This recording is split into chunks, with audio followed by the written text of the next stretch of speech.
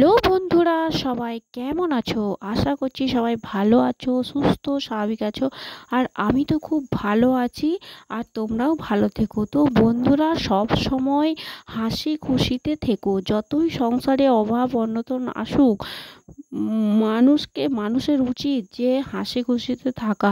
কারণ হাসি খুশিতে থাকলে সে এমনি অর্ধেক ভালো থাকবে। তো বন্ধুরা, তো চলো প্রত্যেক বছরের মতো এবছরেও আমাদের এখানে জল ঢালা হচ্ছে। তো রাখি পূর্ণিমার দিন আমাদের এখানে জল ঢালা হয়।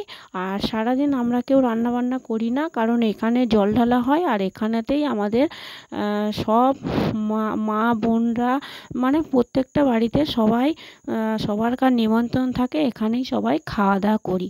তো বন্ধুরা চলো, আর প্রত্যেক বছরেই যায়।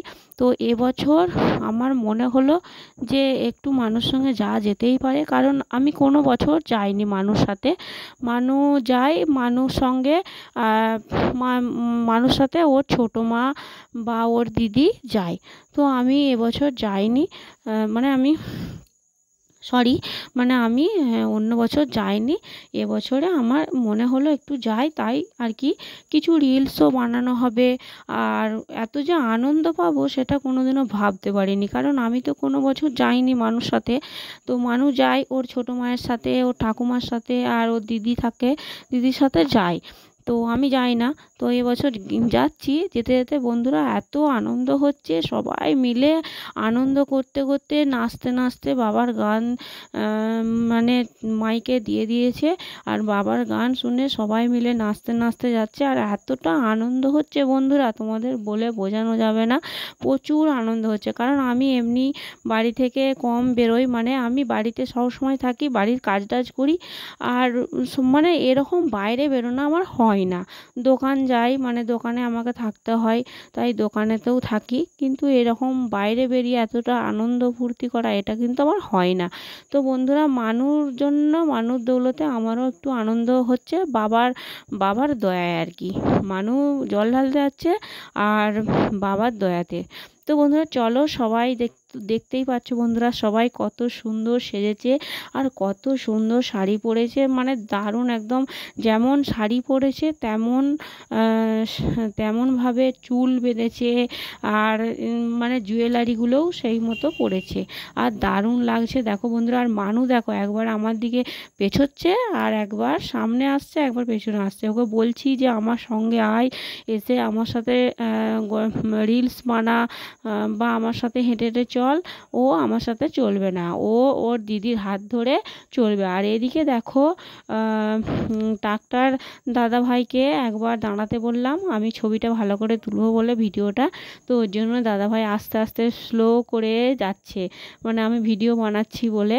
তো এই দেখো সবাই যাচ্ছে, কত সুন্দর লাগছে। আর আমি একটু দাঁড়িয়ে একটু ভিডিও বানিয়ে নিলাম। তো বন্ধুরা দেখো, এখান থেকে অনেকটা হাঁটতে হয়, অনেকটা হেঁটে যেতে হয়।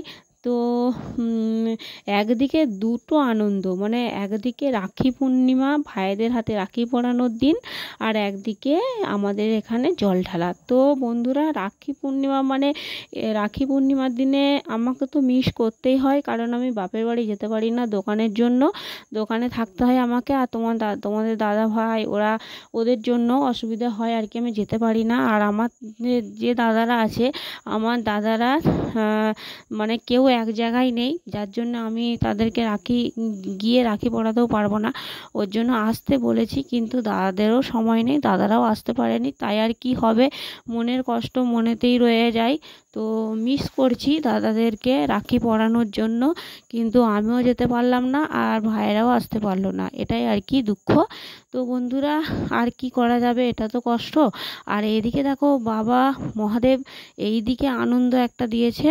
এই দেখো, মানুষ জল ঢালতে যাচ্ছে, মানুষ সাথে আমি যেতে পারছি, এটাও।